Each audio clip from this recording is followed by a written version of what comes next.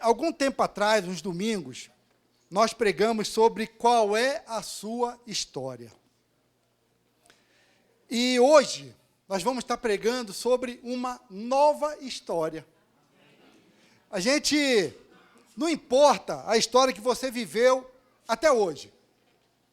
Se você der oportunidade para Deus, Deus vai escrever uma nova história para você. Hoje você vai sair daqui com uma nova história escrita nas mãos do Senhor. E olha que quando Deus escreve a história, ninguém pode mudar. Amém. E Deus colocou algumas palavras aqui no nosso coração. Por exemplo, e a primeira... a igreja é um lugar mais espaçoso, amém? O novo templo vai ter também mais espaço na nossa vida, amém?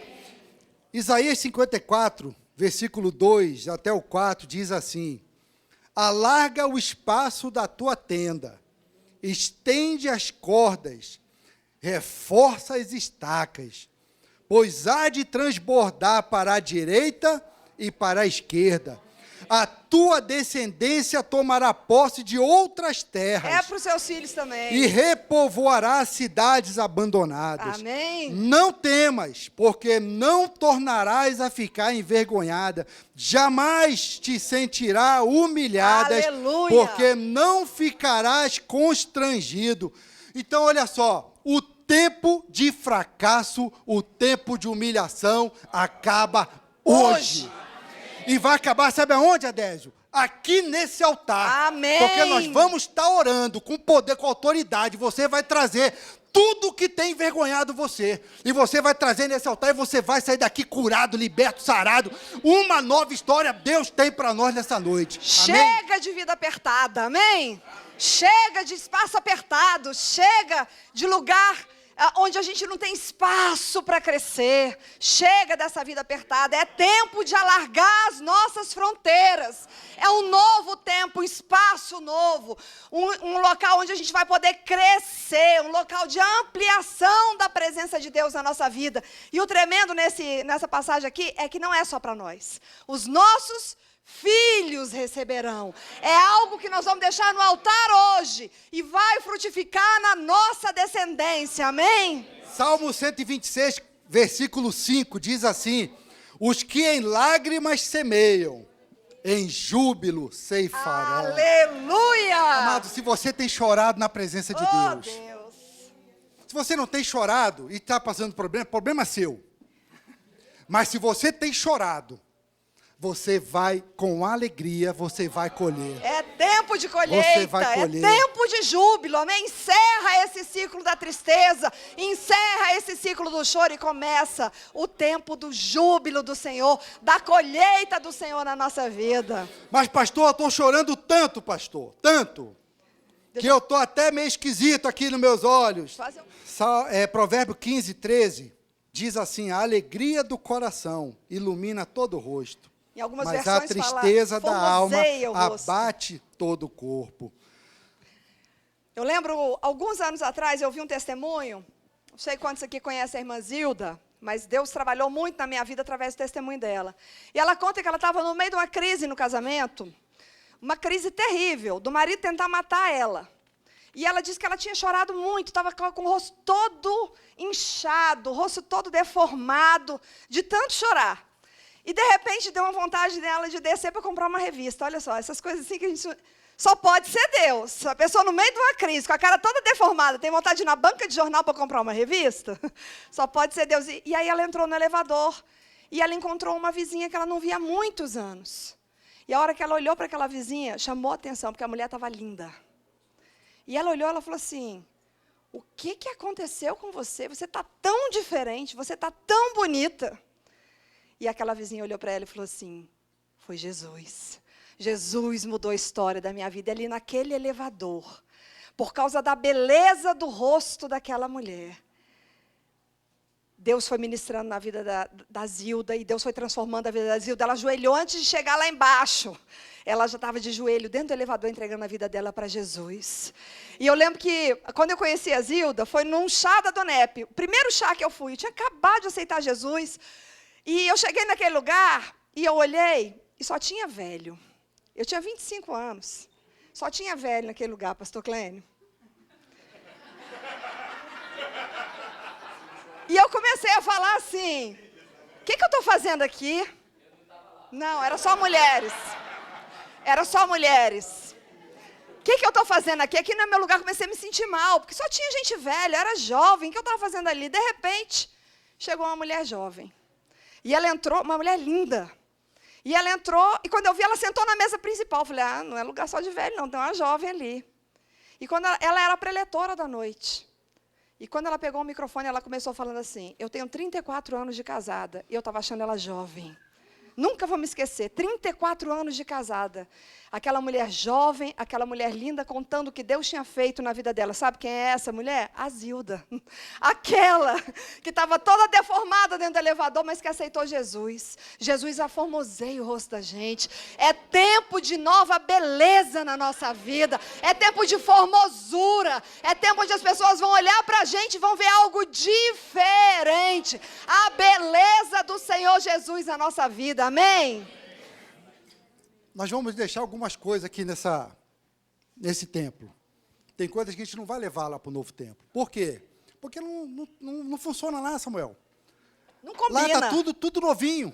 Então, as coisas aqui, tem coisa que a gente vai deixar aqui, por quê? Que é velho. Porque lá em Lucas, no capítulo 5, 37, 38, diz assim, da mesma maneira, não há alguém que coloque vinho novo em um recipiente de couro velho. Ora, se o fizer o vinho novo, ao fermentar, arrebentará o recipiente, se derramará e danificará o recipiente onde fora colocado. Ao contrário, o vinho novo deve ser posto em um recipiente de couro novo. E é por isso que nós estamos falando que Deus vai fazer uma nova história na nossa vida. O que for velho na sua vida, você não vai levar para lá. Morre aqui vai hoje. Morrer aqui nessa noite. E vai ser nesse altar, estou falando nesse altar 3 vezes que eu falo nesse altar. E vai ser nesse altar 4. Vai ser. Olha só, doutor Lucifer. Aí a gente estava vendo um abençoado aqui, que a gente quer falar sobre ele, que ele foi escolhido para ser rei. Tinha tudo para ser um sucesso, igual eu, igual você, Adésio. Mas as escolhas que esse abençoado fez, levou ele para a morte. 1 Samuel, capítulo 1 Samuel 13. Deixa aberto aí nessa passagem. Presta atenção, a gente não vai falar sobre esse primeiro e segundo, só depois. Mas só para vocês prestarem atenção num negócio aqui. Saul já tinha... 13:1. Saul já tinha reinado por 1 ano em Israel. E quando estava em seu 2º ano de reinado, Saul escolheu 3.000 guerreiros de Israel. Quantos guerreiros? 3.000. 2.000 ficaram com ele em Miquimais, na região montanhosa de Betel, e 1.000 homens permaneceram com seu filho Jônatan. Então, 3.000, 2.000 com Saul e 1.000 com Jônatan. Agora vamos mais lá para frente, no versículo 8. Então Saul esperou 7 dias, conforme Samuel havia orientado. Mas quando viu que Samuel não chegava a Gilgal, o exército abandonou Saul e se dispersou. Agora, olha só. No versículo 2, fala que ele tinha 3.000 guerreiros. 2.000 com ele e 1.000 com Jonatas. Agora, vai lá para o versículo 15. Depois que aconteceu um monte de coisa aqui, que a gente vai falar daqui a pouquinho, Samuel levantou-se e partiu para Gilgal, a fim de seguir o seu caminho. O que restava do povo subiu atrás de Saul, ao encontro dos guerreiros, e foi de Gilgal a Gibeá de Benjamim. E Saul contou os soldados que permaneceram com ele. E a tropa era formada por cerca de 600. Sabe o que aconteceu com 1.400? Picaram a mula. Sabe por quê? Que 70% do povo abandonou Saul? Porque Saul era desobediente a Deus. Sabe quem segue desobediente? Rebelde. Pastor, olha só, pastor. Na minha casa eu sou o líder. Eu sou o rei. Mas, pastor, a minha mulher não me segue. Os meus filhos não me seguem. Pastor, eu sou lá um rei só para a igreja ver. Eu mando na minha casa, mas a minha vida não muda. Não quero vir à igreja. Pastor, deixa eu falar uma coisa, pastor. Eu sou mãe. Mas, pastor, meu marido não vem para a igreja, pastor. Pastor, minha filha não quer saber de Jesus. Só uma perguntinha para vocês. Como é que vocês estão buscando a Deus? Vocês estão buscando a Deus com inteireza de coração? Porque eu tenho certeza de uma coisa. Quem busca a Deus com inteireza de coração, o povo segue. Amém. A tua esposa vai te seguir. Os teus filhos vão te seguir. O teu marido vai te seguir. Mas você tem que chorar na presença de Deus. É a presença de Deus que faz com que as pessoas nos sigam. Não se iluda. Se você não tiver testemunho, ninguém vai te seguir. E o lugar onde a gente dá o maior testemunho é dentro da nossa casa. É dentro da nossa casa. Saul, isso foi só um parênteses. Saul era uma pessoa que não obedecia a Deus. A gente começou a ler no versículo 1. Ele tinha 1 ano, gente. 1 aninho que ele era rei. E no ano de rei, ele já estava desobedecendo a Deus. Ele era um Zé Ninguém. Deus vai e transforma ele num rei. Saul era rei, Saul era juiz e Saul era profeta. Olha a marca, olha o selo, olha a unção, olha o derramar de Deus, olha a confiança de Deus nesse homem. A unção de Deus foi derramada sobre a vida dele e com 1 ano, ele já estava desobedecendo a Deus. Misericórdia, fala assim comigo, eu não, Senhor. Eu não vou te desobedecer. Eu não sou como Saul. Amém. Deus tinha dado uma ordem clara para Saul, né, através de Samuel. Espere eu chegar. Espera o profeta chegar. Espera. Você só vai mexer uma palha quando eu chegar. Aí o que aconteceu? Os soldados começaram a abandonar ele, quando o trem apertou. Lê aí. Aí no versículo 9 diz assim, diante disso, Saul ordenou, trazei-me aqui os animais para o holocausto e as ofertas de paz e comunhão. E ele mesmo ofereceu o holocausto. Não era papel dele, ele era rei, ele não era sacerdote. Assim que terminou de oferecê-lo, amados, às vezes está ministrando uma palavra, e Deus está querendo muito te abençoar, mas você está passando por uma luta, e essa luta você, em vez de esperar Deus agir, você faz a coisa do jeito que a sua cabeça quer. Quando você acaba de fazer aquilo que a sua cabeça quer, Deus começa a operar. Mas já é tarde. Aí olha só, assim que terminou de oferecê-lo, Samuel chegou. E Saul correu ao seu encontro para saudá-lo. Para só um pouquinho, amor. Eu vejo,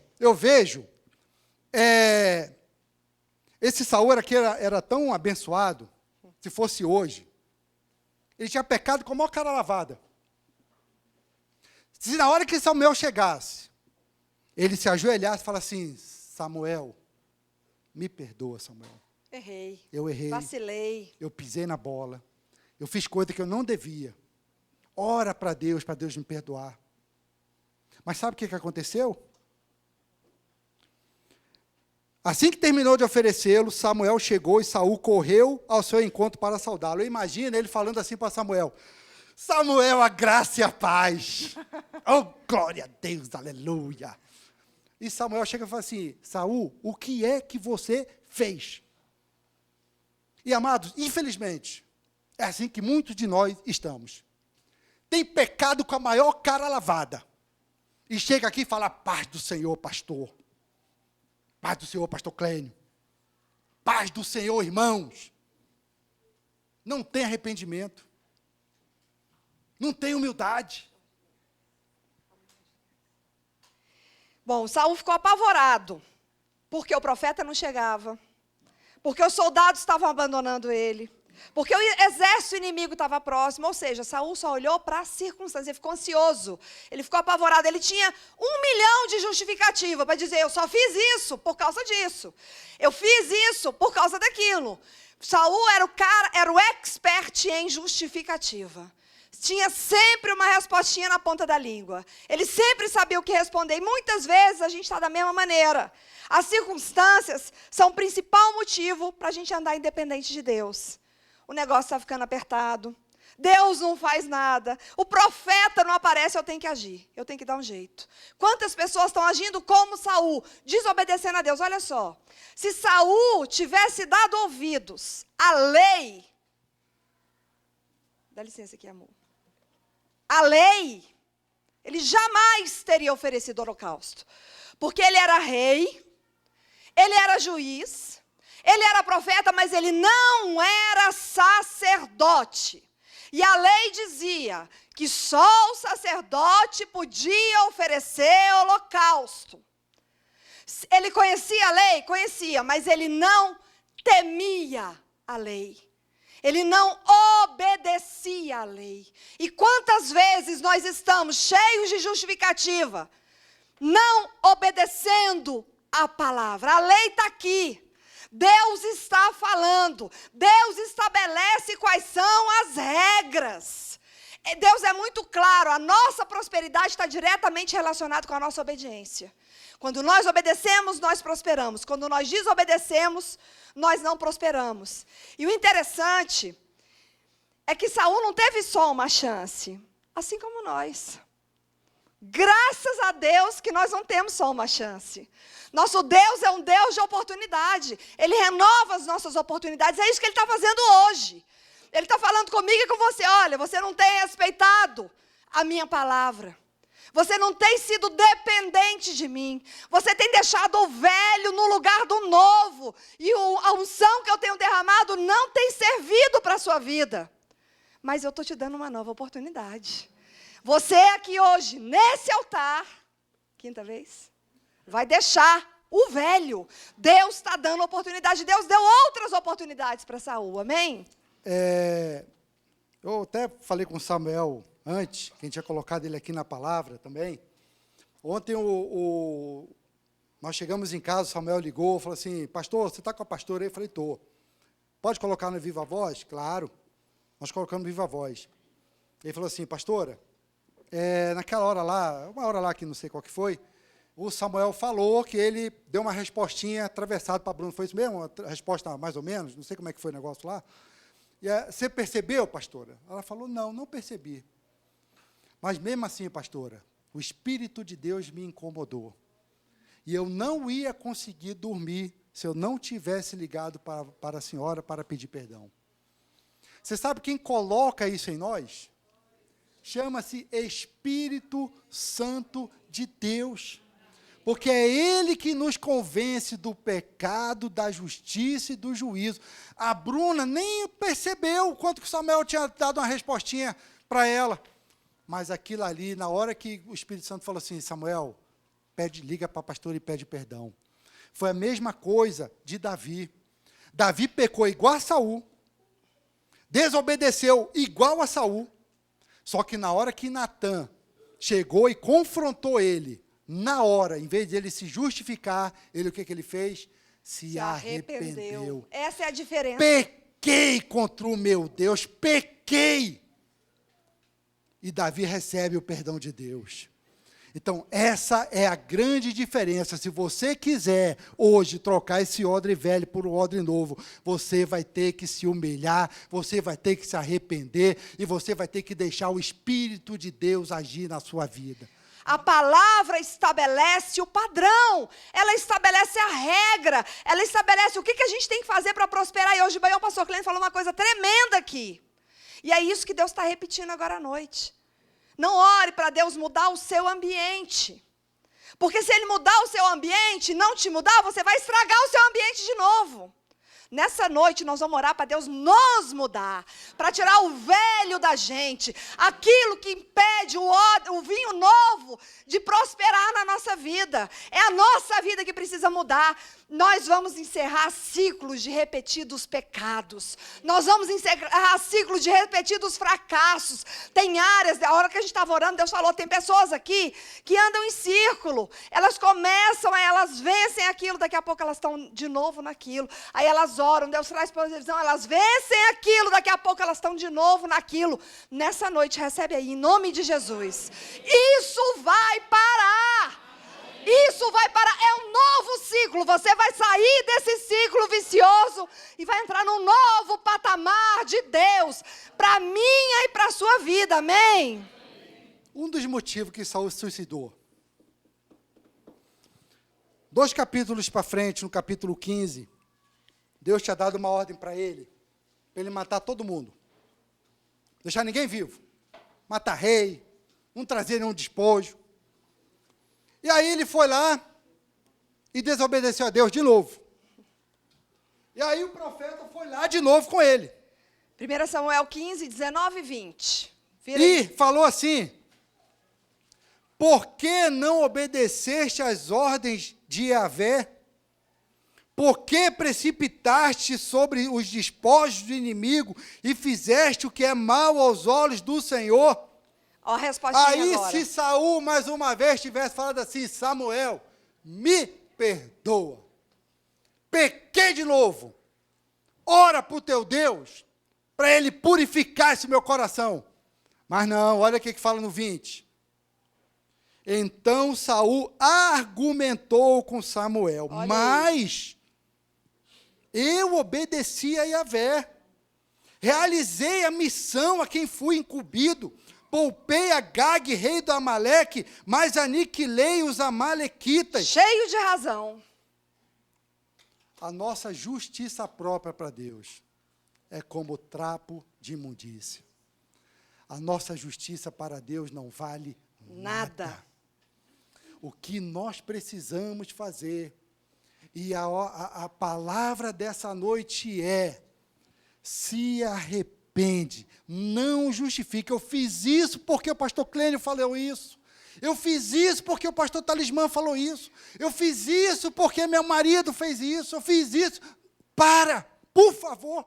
O velho vai morrer com arrependimento. Amém? Não tem outro jeito. Não é vir aqui na frente. Não é receber oração da nossa parte, a imposição de mão da mão do pastor. Não é isso que vai fazer o velho morrer. Só tem um jeito de fazer o velho morrer: se arrependendo. No versículo 11, entretanto, na hora lá que Saul foi saudar da parte do Senhor Jesus lá para Samuel. Nós voltamos para o 1 Samuel capítulo 13 agora. Volta agora lá. Versículo 11, diz assim: entretanto Samuel lhe indagou, o que fizeste, Saul?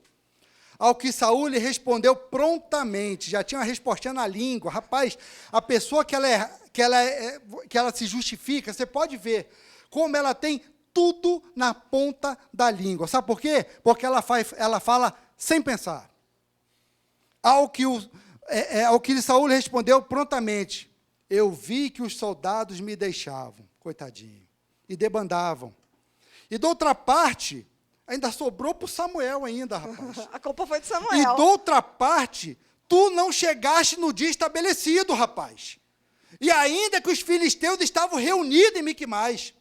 E refletir, rapaz, quando a gente pensa, é só a graça. Se você pensar, tudo que for puro, agradável, de amor, de paz, de alegria, de bondade. A Bíblia manda a gente você meditar na palavra. Você vai estar bem na fita.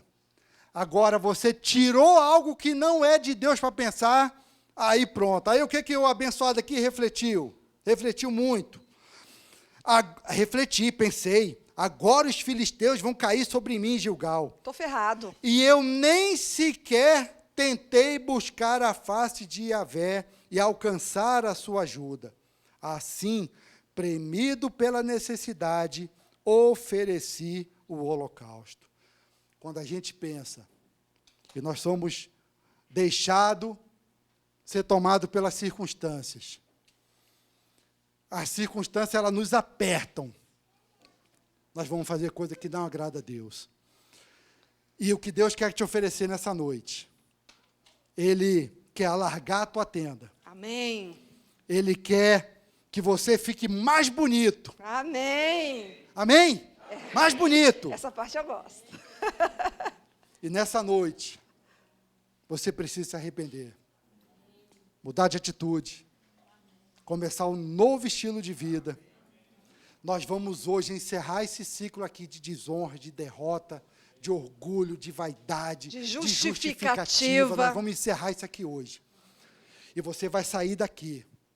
E no próximo sábado, quando eu tiver aquele primeiro culto lá na igreja. É nova vida. Nova. É novo estilo de vida. É um novo mover de Deus, porque o odre vai ser novo.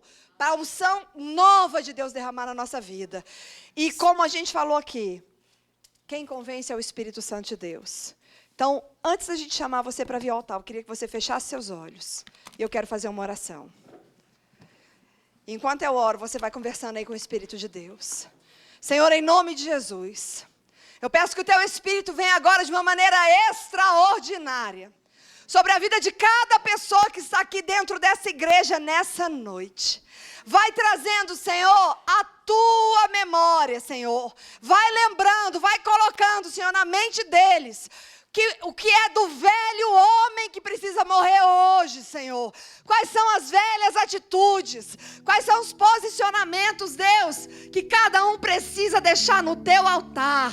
Senhor, áreas de repetidos fracassos, áreas onde você não está conseguindo vencer, áreas onde o diabo tem te saqueado, tem te roubado, ciclos repetidos na sua vida. Deus traz a memória agora.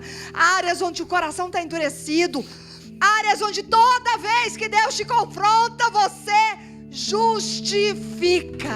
Espírito Santo vai convencendo. Amém. Agora é a Amados, Tua presença, olha só. Senhor.